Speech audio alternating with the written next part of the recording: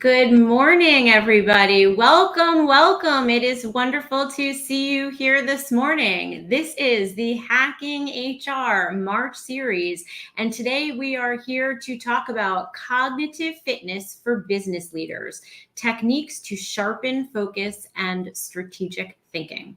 My name is Jill Katz. I am the founder and Chief Candor, Courage, and Care Officer from Assemble HR. And I would like to see who is here with me this morning. So let's take a look at who our participants are.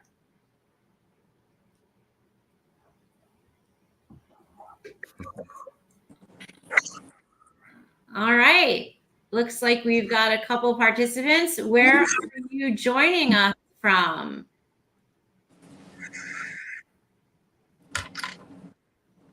If you'd like, you can put it into the chat.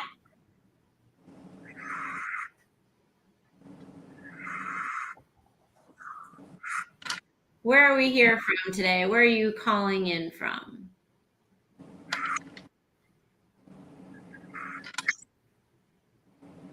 I'd love to know who we have here with us today. I see some of our speakers. If you are a participant, why don't you enter into the chat and let me know where you're calling from.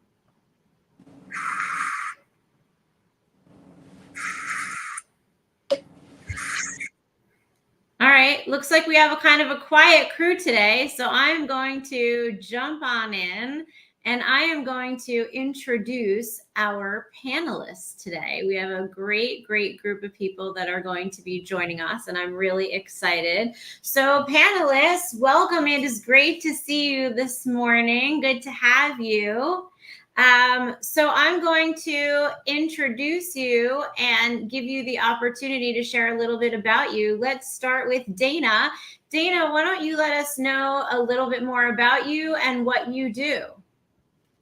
Yeah, sure. Thank you for having me. I'm Dana Anderson. I am the HR director for a global manufacturing company, and I am in sunny Central Florida. Okay, sunny Central Florida. That is a nice place to be calling in from. A lot better than very windy, cold New Jersey, where I'm sitting today, Dana. Welcome, Wagner. Hi, Jill. Hi, Dana. Hi, everyone. Wagner Denuso here. I am in New York as well, so it is windy. It's cold. I have been on my own since I left Prudential. I was the head of capabilities for Future of Work at Prudential Financial. I launched my book 2 weeks ago, Leading to Succeed, and I do a lot of talks on HR of the future and leadership development. Thank you. Excellent. Welcome, Wagner. I hope we both can stay warm today because it is loud and it is fierce out there for sure. Malvika, welcome. Thank you. Hi, everyone. I'm Malvika Jetmalani, based in Chicago, where it's also cold and windy. And I'm the co-founder of Atvis Group, which is a human capital advisory firm driven by the core belief that to win in the marketplace, you have to win in the workplace. Excellent. Wonderful. Welcome. Good to see you. Thank you. And Vinod, welcome. Thank you. Thank you for having me here.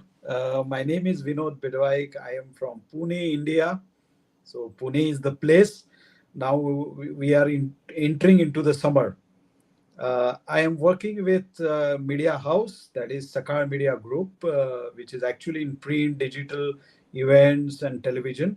So I am heading their group director for HR, people, and culture. Beautiful. Wonderful. Well, I'm so excited to get to know this panel.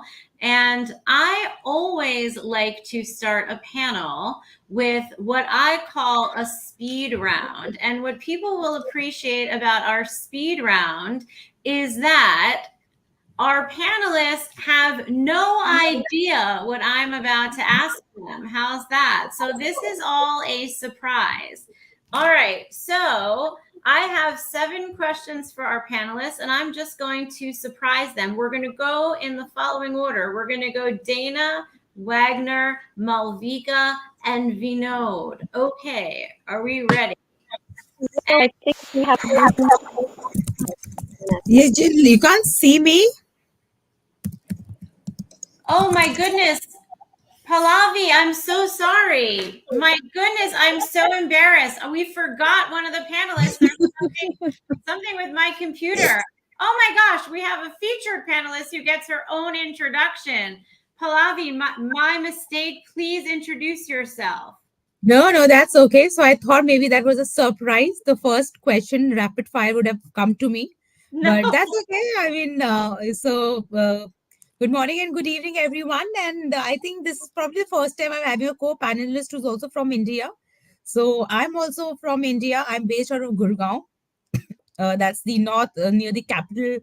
That's the capital of the country, and I'm very happy to be part of this particular discussion. And I think I'm constantly there on hacking HR, and I really enjoy the conversations around, because I mean, obviously, one, I'm sharing some of my thoughts, but at the same time, I'm learning so much and I'm hearing so much, so it also helps me there. So I lead HR for one of the leading manufacturing windows and doors organizations, so more into the construction industry. So that's what I do. Thank you, Pallavi. Again, my mistake. Forgive me. That's okay. Something funky with my computer this morning, but we now have our full panelists here with Dana, Wagner, Malvika, Vinod, and Pallavi. And we're everywhere today. So some of us are warm, some of us are cold, some of us are entering summer. So it should be a good day. And I see now my comments are loading in. We are everywhere from Northern Alabama, Maryland, Toronto, Memphis, Tennessee, the UK, Chattanooga, Mexico, Canada, the Netherlands. We've got people calling in from everywhere. So welcome, everybody. I'm excited to have this amazing crowd with us today to talk about this great topic. But first, our speed round. And so we're going to answer in the following order. I'm going to change our order and first start with Pallavi, because in the beginning, she didn't get to speak and I feel horrible. We're going to go Pallavi, Dana, Wagner, Malvika, Vinod. And the first question is coffee or tea, and what do you put in it? Go. So I'm 100% a tea person, and that's what I do. But then a proper tea with milk and without sugar and with a lot of ginger. Okay. And I would say tea as well, but I am milk and sugar. Okay. Oh, it's me. Coffee, black coffee. Coffee with a splash of milk, no sugar. For me, of course, it is tea. So we are in a tea people with a lot of flavors, maybe sometimes ginger, sometimes lemon, and so on. Okay, so we have almost a split here. Okay, next question, same order. Mountains or ocean? Mountains or ocean? So depending on the weather, mountains in summers and ocean in winters. I live in the ocean, so I'm partial, and I will say oceans all the way, although I love visiting mountains. Always ocean, water sign. Same. I'm in the same boat. Always ocean. Given a choice, mountains. I'm also mountains, always mountains.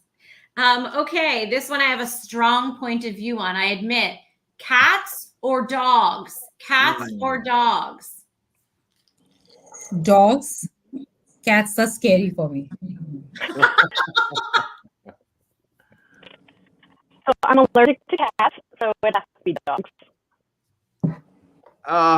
Reluctantly, dogs, but I love cats. Reluctantly, okay. I'm allergic to both, so unfortunately neither, but I love them from afar. Oh boy, okay. Same here. I love them from far. Not so much into, but given a choice, again, dog. Okay, here's the next one. Who do you text the most often? Who do you text the most often?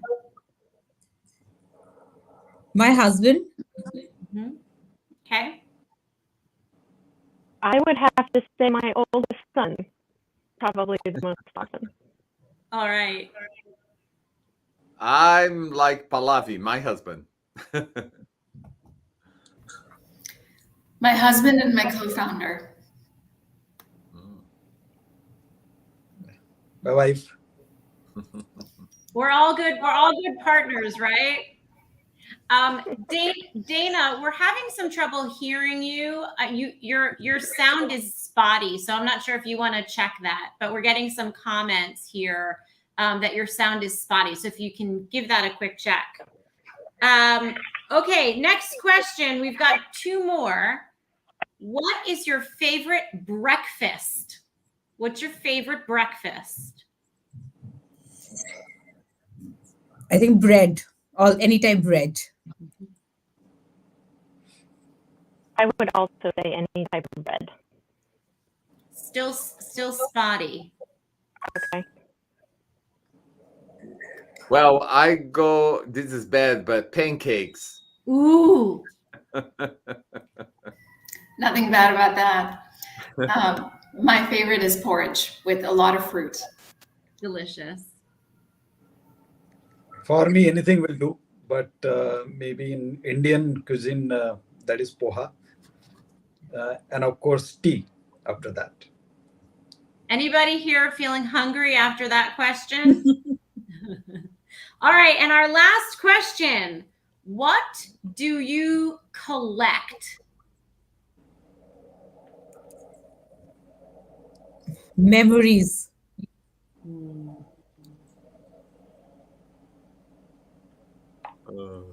Dana? What do I collect? We cannot hear you. At all? You can't see? Now you're no longer spotty, but now you're very, very quiet. Okay. Wagner, go ahead. Well, I have to go with Pallavi again. We have a lot in common. Experiences, that's all I collect. Experiences and memories for sure. Of course, I agree with all the same, but I like to collect pains. You do? Oh, very nice. Yeah. All right, I'm going to ask the audience. Can everyone in the audience share what you collect? I'm just curious what we all collect. We have experiences and moments, and what else are we collecting these days?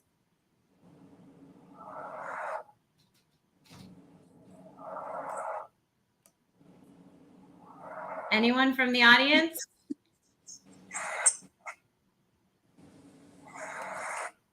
I'll give you guys yarn. Ooh, that's interesting. Yarn is a nice thing to collect.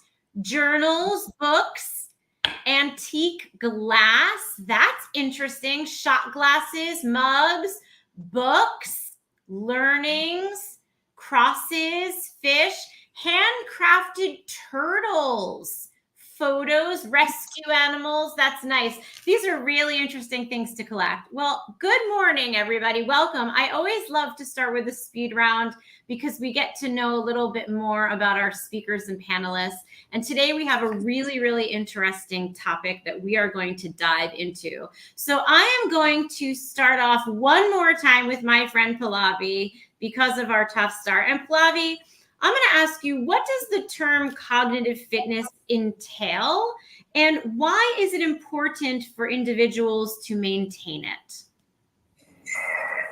So I think, Jill, it's an interesting question. Cognitive fitness. I think the last question that you asked, what do you collect? And my answer was memories. And I think it just starts from there. Cognitive fitness for me is all about, thinking, using the mind and using planning, researching. So you're doing a lot of your mind work, and where probably the reason I was linking it to memories, because the memories is nothing but it's a game of mind itself, because what your mind is kind of focusing on. And it's a very we keep talking about mental well-being, we keep talking about physical fitness, we keep talking about all sort of fitnesses, but when we talk about cognitive fitness, it needs that everyday practice everything thing, and that is why we keep on saying, you have to be busy, and that's what is going to give you, will keep you sane also. And when you have to be busy, you can be busy only when you're thinking and you planning or you strategizing, you using your brain at a point of time. So I think for me, that's what is all about cognitive, is how well you're using your the left side and the right side of the brain, and Excellent. balancing it better. Thank you. Keeping busy and using that side of your brain. Yeah. And Dana, how would you describe cognitive fitness? Yeah, so hopefully, can you hear me any better? Much better. Much Okay. better. Thank you. So I would say cognitive fitness is the brain's health, and just like Pallavi said, it includes memory, attention, problem solving, decision-making ability, logic and reasoning. And it's just especially important to maintain it so that you have a high quality of life and that you can enjoy new experiences, you can process different information that maybe you weren't prepared for, you can learn new skills, and you can adapt to new challenges, either in the workplace or in your personal life. Excellent. And Dana, you're getting compliments in the comments for your sound now. So Thank you, everyone. Thank you. Sorry about the rough start. That's okay. We're all human, right? So this is no problem at all. So Wagner, can you tell us a little bit more about cognitive fitness and how it's different from physical fitness or emotional well-being? This is interesting, Jill, because as I was invited to this panel, my book's coming out and just came out actually 2 weeks ago. It's called Leading to Succeed. And in that, I talk about the skills that you need for the new workplace, one of which is called cognitive mastery. Cognitive mastery and cognitive fitness is not one and the same, but very similar. One thing that we need to consider when you get cognitively fit is that you are becoming more in touch with your triggers. I know emotional fitness is different, but cognitive fitness really requires you to be aware of your emotional triggers, understand your reactions to the stimuli in the world, understand the context you're in, create situational authenticity. It's really much broader than just critical thinking, in my view, because critical thinking is really sharpening your data-based informed decision making and driving business decisions through a very honest view of your business. But I think you have to consider the emotional triggers, because then you can be really in charge and be strategic without letting your bias get in the way. And so how would you describe, Wagner, emotional well-being? Emotional well-being is being able to be aware that actually there are some behaviors that you need to start practicing and put in place for you to maintain a sense of well-being. So meditation is for me, yoga is the practice of some actions and activities that allow you to maintain a stable emotional health. I think that's what it is for me. Right. Vinod, anything that you would add about the difference between physical fitness and emotional well-being? So I think physical fitness is very important because that also has the impact on emotional well-being, but it is interrelated. So emotional well-being is how actually we understand ourselves, how we tag our emotions, and we find out the source of our emotional outbreak or emotional attachments, and then we decide our strategy that how we can deal with those. So first thing is self-awareness, understanding those emotions, understanding and tagging them, uh, tagging those emotions. So that is more about emotional well-being, and then strategizing that how we can have the better emotional mindset or well-being. Physical fitness is moreover about related to the body. But what I say is it is interrelated. If you're emotionally not good, then definitely which has the impact on our physical fitness, and of course vice versa. Thank you. So Vinod, I want to ask you again, how can people measure their cognitive fitness? So first thing is that how we react to the situations, because there are two options what we have. One is respond, and second is react. And it is always important to actually take a pause, think, and then react rather than just reacting directly. So measurement is very easy. There are certain things that how we are reacting to the certain situation, how we are reacting to the conversations, how we are reacting to the situations, and also the discussions going on in the meetings and all these things. Are we becoming more angry? Are we becoming more frustrated, disappointed, happy? All these things come into that. So whenever there are certain emotions coming, first thing is that how we are responding, how we are reacting to those. Are we thinking? I always think about it is the maturity, emotional maturity. That okay, if something happens, if some situation arises or some discussion comes on the topic, if there are disagreements, how maturely we are handling those situations is very important. So I think measurement is about the understanding those emotions, that whether I am frustrated, whether I am disappointed, I am happy, unhappy, all these things, and then thinking and then responding to that. So that's my take on this. Great. So understanding that emotional maturity and understanding the Absolutely. reactions. So then, Yes. Dana, how might we track improvement over time? So it's an interesting question. I think it really depends on what Vinod just said around how you're assessing to begin with. I think you can self-monitor, and you can certainly start to relate some of the improvements around your nutrition or around your sleep quality, or even, around some of the stressors that you've learned how to manage and get better at. So I think that there are a lot of probably different ways to measure, but the most effective for me is really that self-monitoring and really relating it to the situations, and how maybe if I go through a similar situation, how I've improved this time versus the last time.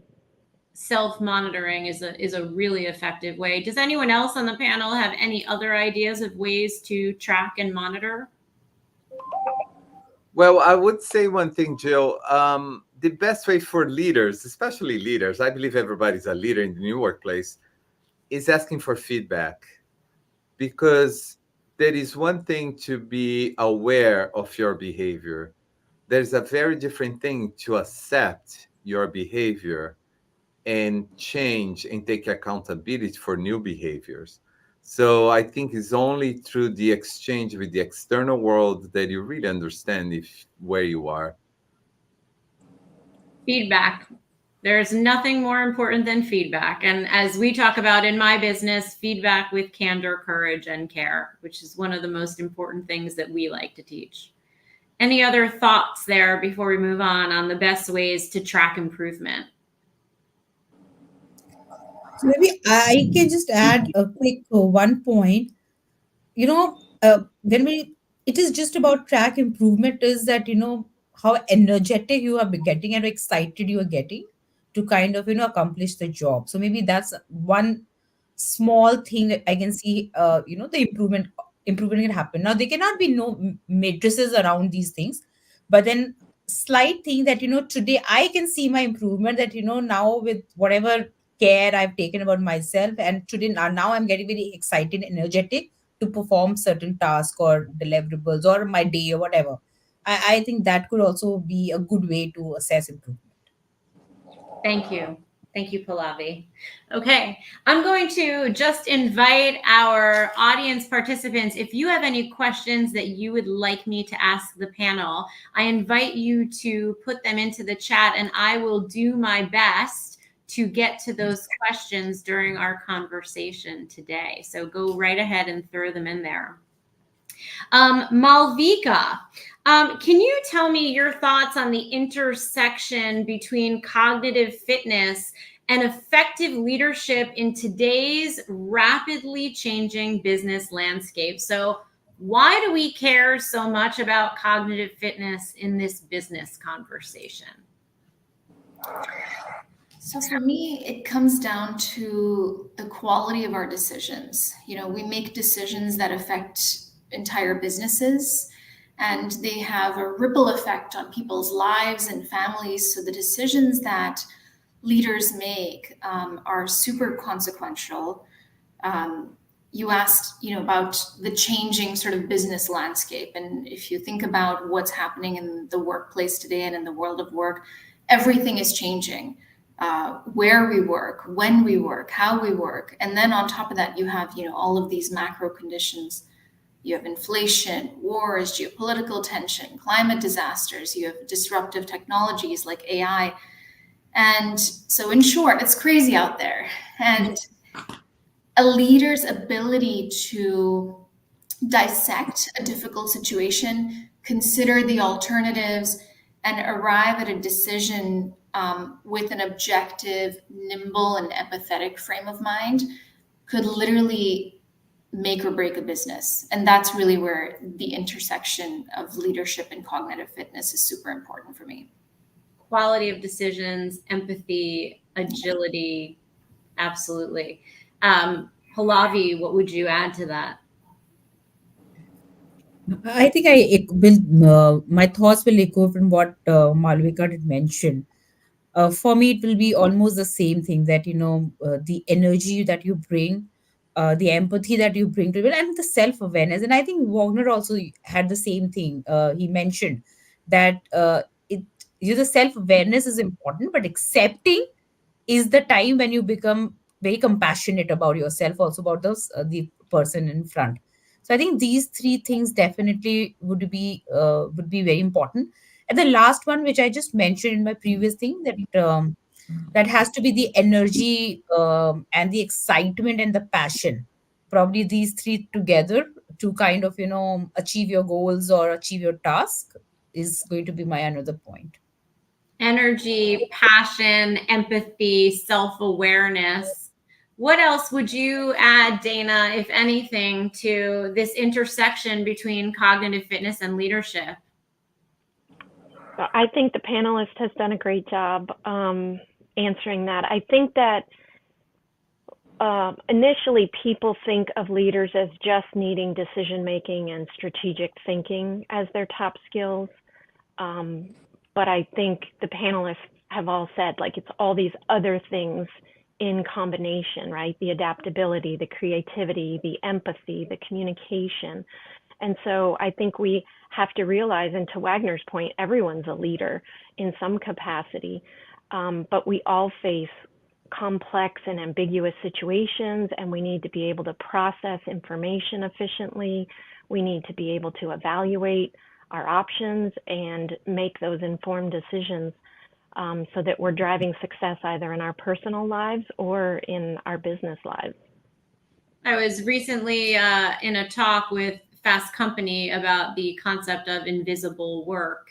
And invisible work is what is often, unfortunately, called office housework. And it is exactly this work that you're talking about: the empathy, the taking care of teams, the managing difficult conversations, the mentorship, the guidance, the career promotion, even the remembering to pick up birthday cards for people. The whole entire concept of shepherding people, their careers, the passion, and it's really the stuff that isn't as measurable in a workplace, all surrounding leadership. And it is amazing how critical and important it is, and how some organizations talk about how important it is to them, but then what they've found is that over 75% of organizations aren't actually measuring it in performance reviews. Wagner, what do you think of that? Well, you know what I love about all this? It's coming to the surface. all these conversations are coming to the surface as an important topic for us to talk about. So, leaders, for example, a leader's image of themselves matters a lot. How do you want to lead? Do you want to lead by power and control, command and control? How do you want to lead this new workforce? And I think this is really important because I do believe you can be much more confident when you trust your teams to actually have self-managed actions as decision making closer to the client and start allowing teams to exercise their own leadership. So collective leadership, an approach that you distributed power for distributed teams, an approach of shared leadership, all this matters because then you can be even more fit yourself because you're not doubting yourself. You don't have the imposter syndrome all the time because now it's a shared responsibility. And I think that's where we are going. So I love this discussion. Excellent. And one of our participants, Sylvie Cicciarelli Mercier, has a question here. I'm going to add to our conversation: authenticity and vulnerability. Leaders must create a safe environment for discussion and risk taking. Can someone touch on this, please? Yeah, I think psychological safety, creating a psychological safety in the organization or on the team is very important for the leader, because nowadays we are managing the knowledge economy, knowledge worker. So it is not about a blue collar, white collar. Even blue collar workmen are also very aware. They are knowledgeable, they know everything. But the finger of the thieves, all the information is available.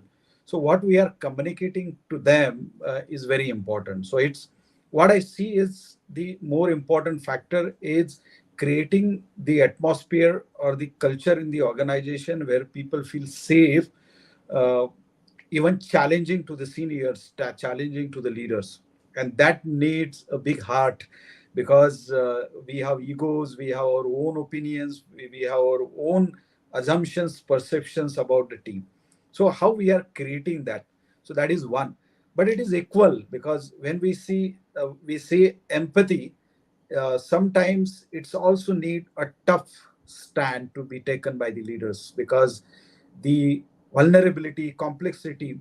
So one of the important factor what leader should know is about the capability of sensing the situation. The situation can be external, which is the market, which can be the competition. Situation can be the dynamics, team dynamics within the team, or the organizational politics. So all these things combining together need a very good ability of sensing those and taking appropriate actions. So I think, and then when you know that, you sense the situation, you are able to create that culture, to create that psychological safety in the organization. How does a leader get to a place where they can sense it? So I think it is, we are getting a lot of information from different sources. And what I say, the cognitive fitness also is about the managing the load, cognitive load management, where we are getting a lot of feelers, we are getting a lot of information from different sources. How we use that information, because the problem with most of the times with the leader is they may get a selective information, because when something comes, so there are narratives. If you see the in social or political sense, there are narratives are created in the organization. Also we create those narratives. So what are those right narratives we want to create is very important. So getting that information, creating your own ecosystem, that and that one of the important factors is being a candid, and of course the candor, where when you give the feedback, when you speak with the people, the authenticity is very important.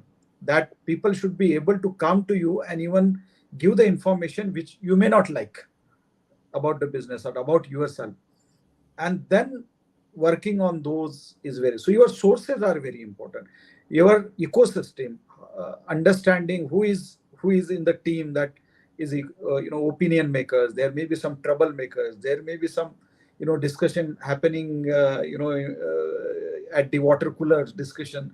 Can you sense those what's going in the organization? So that need a creating that ecosystem in the organization, what I feel. Thank you.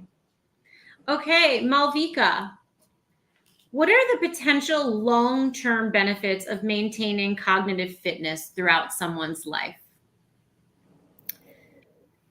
We know that the science of brain health is still sort of in its nascent stages in many ways, right? But we do know that maintaining cognitive fitness has reduced or delayed risk of conditions like Alzheimer's, dementia. So being cognitively fit, I think, can literally be the difference between being reliant on help and support or being independent. And of course, we all want to be as independent as we can, right? Especially as we age. So it's also about better, I think, emotional regulation. And of course, if your nervous system and your emotions are regulated, you have a higher likelihood of having stronger relationships in your life. And that's important to our quality of life. And highly our quality of life is highly dependent on our relationships. So at the end of the day, I think the potential long-term benefits of cognitive fitness really come down to sort of living your best life.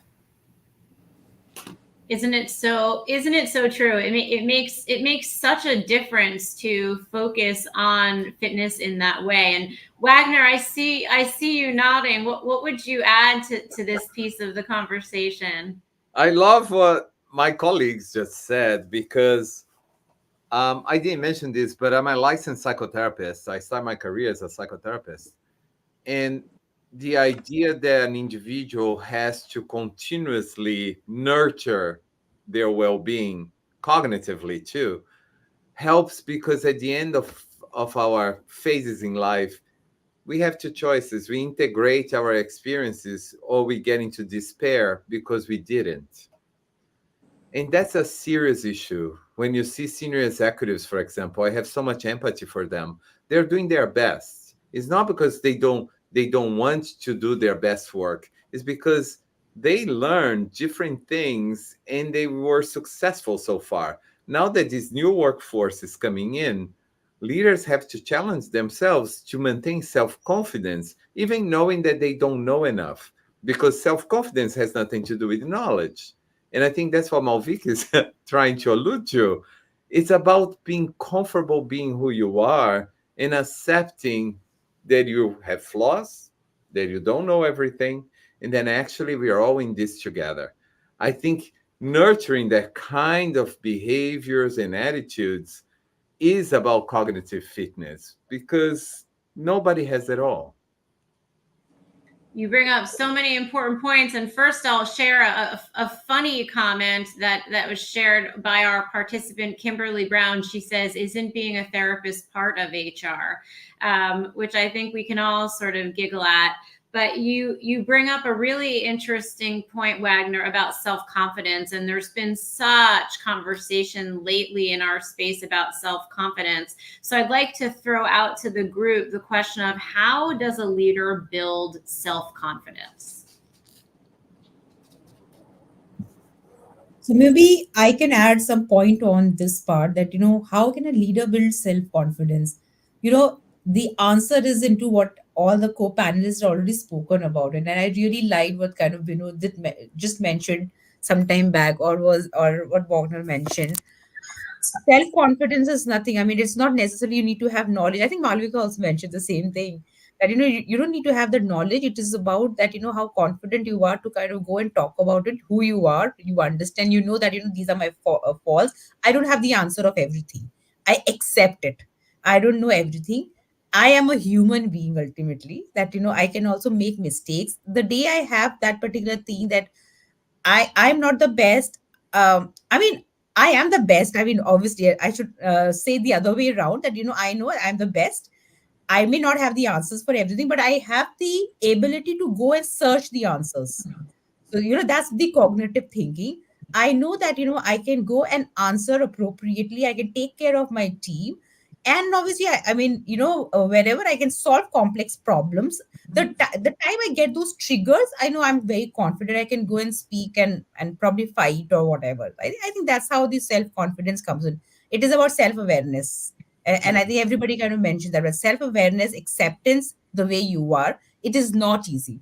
It is definitely not easy to kind of accept, because I think that is where our cognitive thing goes. If we get into the memories, we get into those we start probably pondering over some of the bad memories, and I think that's not where this and that is where probably a self confidence goes down. We may have to relook at the good memories where we made an impact, and how did we made an impact. Probably the day we all of us together start looking at those aspects that we made an impact, I think we'll get it, we'll all reach there. That's such a good point. And it is actually amazing that as they've done studies on confidence, they've really learned that it is, in fact, a skill.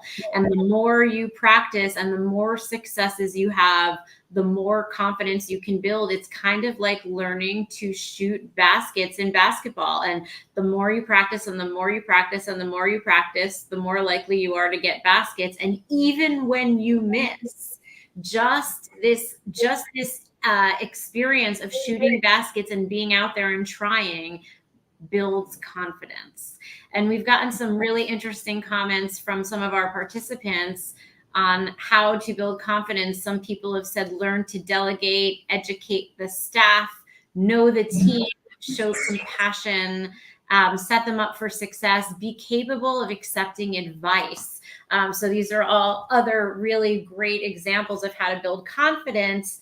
Does anybody else here have something to add to that piece of the conversation? Ways to build confidence. I think. Go ahead. Let's have Wagner. Let's have Vinod, and then Wagner, and then Dana. So, how the brain works, I think Wagner is perhaps can add more. Is we can use the NLP, the practices where we reframe the negative things, we build a positive experiences through the NLP practices. We can integrate those reframing or mind conditioning techniques in day-to-day life. So it's a very difficult task, but we can use that neuro-linguistic programming technique. Second is about building a confidence is, combining, because we all are working for some goal. There is some goal, is a personal goal, professional goal, organizational goal, and we carried away with the achievement. We want more. The greed is there. So how we can connect this with the spiritual thing? Spirituality doesn't mean any religion or something, but mindfulness experiences, understanding those and practicing and bringing those spirituality like meditation, mindfulness, being in the present, not thinking much about the future. Of course, again, it is contradictory perhaps, because leader need to think about the future, but I'm thinking about building the confidence and uh, building those experiences and taking something from those is very important. So I think NLP can help a lot to build a confidence, reframe the negative thought to the positive one, and then progressing, enjoying small progress with the team, and of course feedback always work there. So I think that is my take on this. Thank you, Vino. I would like to give my time to Malvika. Malvika was going to say something. Go ahead. Oh, thank you. Thank you, Wagner. I was going to say, confidence, we sometimes kind of think of it as this feeling. But I was listening to a podcast recently, the Mel Robbins podcast, which I highly recommend to anyone who doesn't listen to it. And she did a whole episode on confidence, and she kind of describes confidence as this willingness to try. Just try something, especially when you're trying to do something new, like public speaking or learning a new skill. There's a French expression or phrase that goes "le ridicule ne tue pas," which essentially means being ridiculous or seeming ridiculous is not going to kill you. And so don't be afraid to go out there and make mistakes and create safe zones with trusted people where you can make mistakes and try new things and get feedback, and then expand into the next zone and the next zone. And that's really one of the best ways to build confidence. I love this, Malvika, because I'm smiling because it's almost like don't take life so seriously. Be curious, playful. I always say be ridiculous at least once a day. As a leader, you have to be ridiculous once a day. Otherwise, you don't have fun in life. But there is one word that we are not mentioning: courage, right? Let's nurture courage to take steps towards something that's the unknown. It's very hard for people to take that step because we teach our children, we teach you students to be certain about the steps they're going to take in life, the steps they're going to take in careers. One thing I say for those who are listening: don't stick that pin on a destination. Figure it out your direction. Otherwise, you're going to miss all the detours that could bring incredible experiences in your life. So it's not about the destination, it's about direction. Mm. Dana, did you have something that you wanted to add before we move on? Ironically, so Malvika summarized it much better than I could have, but it was really about uh, using those experiences as a leader to practice courage and to show others and model it so that they're more likely, and also creating that space for them to also try things, the people underneath you, so that they can also have that experience. Thank you. Dana, how does cognitive fitness impact overall health and wellness and therefore success in the workplace? Wow.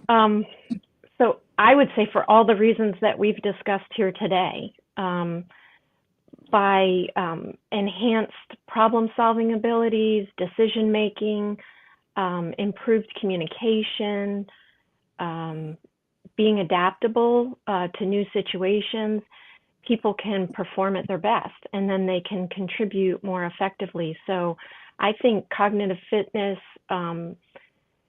it contributes to the emotional well-being, to our stress management, and really just overall well-being in the workplace so that we can feel more confident, but also model that for those around us and allow them to do the same. It is really amazing as we've gotten to this point in the conversation. We've certainly proven the point, should anyone question how important cognitive fitness is for us personally, emotionally, physically, and then how that manifests in leadership and in the workplace for sure. So let's talk a little bit about how you find it and where to go with it. So Pallavi, are there any particular strategies or interventions that have been shown to be particularly effective in enhancing cognitive fitness? So, I would say it differs for every individual because everybody is in a very different state of mind at any point of time, and the situations are very different. But if I have to talk about me or the way I kind of manage and look at my team members also, because I've got a very large team, and probably sometimes I we as leaders also play equally important role to support them in this part. But how it helps me is talking. Probably I am a bit of someone who likes to talk, and I have quite a bit of friends, so sometimes it does help. Sometimes random talking and sometimes very deep thinking topic discussions also, both, because obviously random talking is just freeing up yourself, that you're rubbish, and right now you're freeing your mind. But at the same time, whenever I think about this, something like a there's an idea going in my mind, or I need a bit of more discussions around it, so I do a deep discussions also with the relevant people, and those are very identified small group of people whom you can trust, whom you can bounce. They're equally interested to listen to you also, so make that the what is a cohort of people, or either the flock of people who kind of can listen to you, whatever. So for me, that's not a rubbish thing. For them also, it's not rubbish, because they probably are listening to me intentionally. So I think that's the another point I really helps me. The third thing is, I really need that me time for myself. Now, this me time is also very different for everyone. For someone, a person like me, I'm a very big movie buff, so I want to just watch screen TV. So that gives me that time to kind of just leave everything apart and think about, and probably that also gives me a lot of relaxation, and at the same time it triggers and gives me ideas also. So that's another thing I follow. And the fourth, which I do a lot with my team members, is feedback part of it. So, give feedback and receive feedback at the same time. So creating that thing. So we create that bond where they can also give you feedback, so that, that gives you or helps you with that self-awareness. So I think these 4 points I can talk about. Wonderful. Thank you. And last night perhaps was a wonderful night for you, as there were the Oscars in the United States sharing the movie awards for everybody. I don't know if you saw the movie Oppenheimer, but it really cleared everyone and won everything. So that was an exciting night here. Well, thank you for that, Pallavi. I'm going to move over to Vinod for a moment. Vinod, can you tell us, how does technology play a role in promoting cognitive fitness? And are there any apps or programs that you know of that you can recommend? I think there are two things. One is, of course, there are many applications, apps.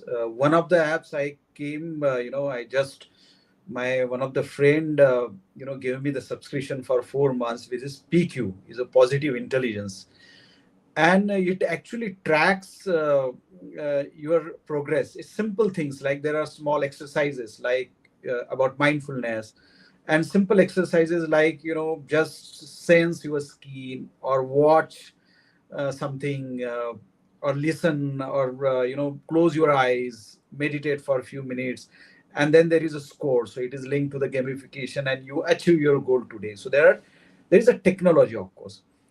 There are another points, in our Apple phones, and there are already some apps, is the health apps, which actually can be interrelated to cognitive fitness, where mindful walk, or maybe your body cycle, how you are mapping, when you are waking, how you are sound in the sleep, alpha, beta, and all these things in the sleep.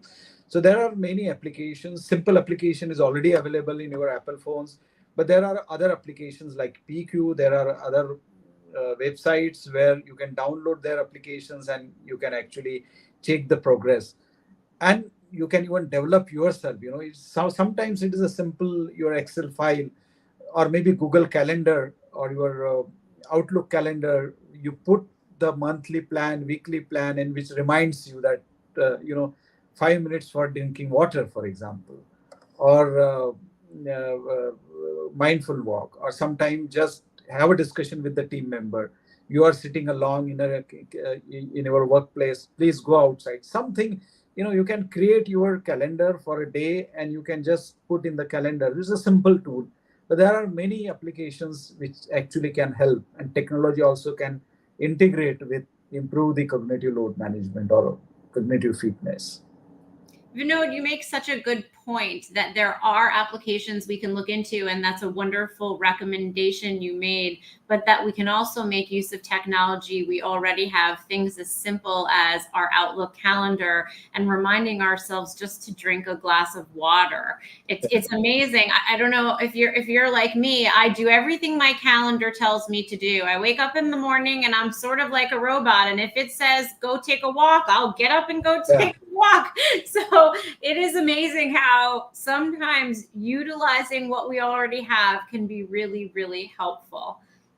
Does anybody else have an app that you love that you would recommend?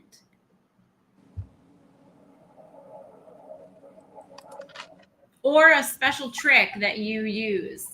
So, Jill, a special trick, because apps sometimes, to be honest, I have to be honest, sometimes it's about our teenager kids, right?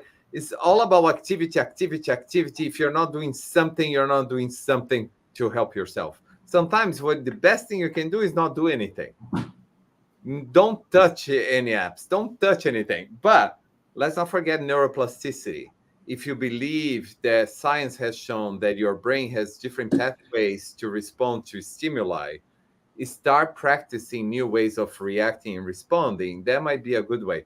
And the research just showed, I think yesterday there was an article, how playing instruments have been so good for people, especially growing older and your memory and all this. So playing an instrument is a wonderful thing. Quiet your brain a little bit and don't do anything. And the other one is ask ChatGPT. Go and ask ChatGPT, how should I practice my brain health? You're going to be surprised. ChatGPT has been very helpful to me, actually. ChatGPT can do everything except keep our cognitive fitness healthy for us on its own, but there's nothing else it can't do, right?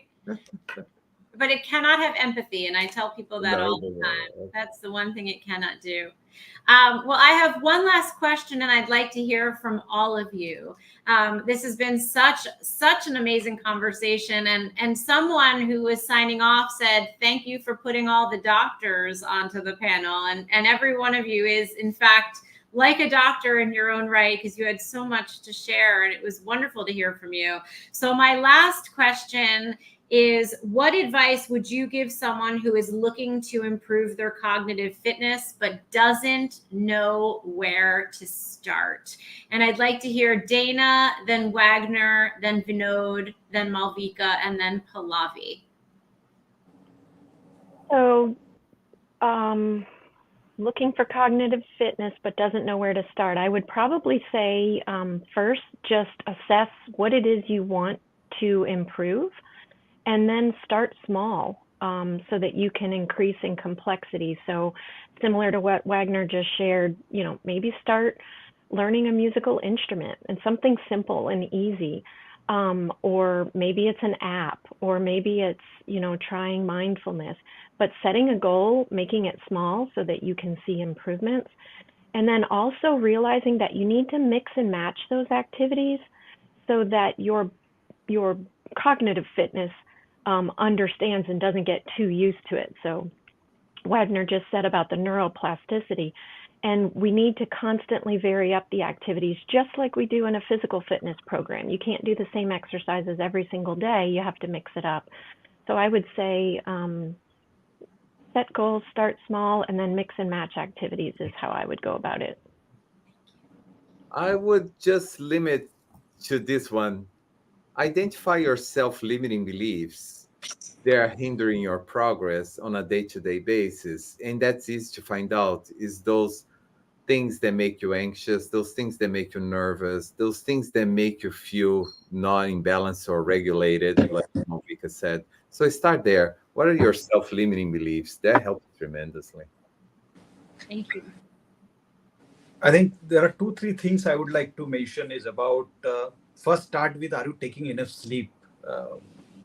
At least 7-8 hours. And then decide, as Dana said, about what is your goal. So it's about practicing new things. Sometimes you can improve your cognitive fitness by going out of comfort zone, learning new language, solving puzzles, having mindful walk, playing instrument, starting new hobby, like every year something, reading books and all these things. So definitely there are many things you can do from small to complex things. So decide first what you want to achieve in your life.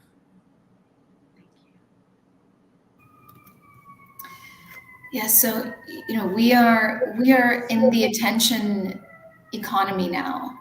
What I mean by that is, we need to pay a ton of attention to what is getting our attention. So we know now that the average worker spends about 47 seconds on a task before shifting focus. And what's even scarier is that it takes about 23 to 25 minutes to regain our focus once we're distracted or interrupted. So being careful about what is getting our attention is important, because we are now competing for people's attention. So if you think about it, if you look at an app like YouTube, for example, you can either use the free version, or you can pay with your, you can use the free version and pay with your attention, or you can pay with your money to get rid of the ads. And so focusing on attention is important. I'd encourage, if you want to work on your cognitive fitness, look at Cal Newport's work, his 2 books, Deep Work and Slow Productivity, and then really focusing on the gut health and brain health connection. All of it is interconnected. So making sure that we're getting our physicals every year. If you have deficiencies, eating a balanced diet, you might be fatigued or you might be experiencing brain fog and you may not even know that you have a deficiency. It could be vitamin D, iron, what have you. So a lot of it is just sort of back to basics. So I think we're bang on time. I would say that, somebody's really mentioned, and I just love that comment. Probably I'll steal it here. Just start with art of saying no. So I think so whoever's written that, thank you so much for art of saying no. And rest, I think we've got wonderful suggestions from the great panelists here. Excellent. Well, Dana, Wagner, Vinod, Malvika, Pallavi, it has been such a pleasure learning together with all of you today. And what a great group of participants. Thank you for all of your comments and for keeping it alive throughout today's conversation.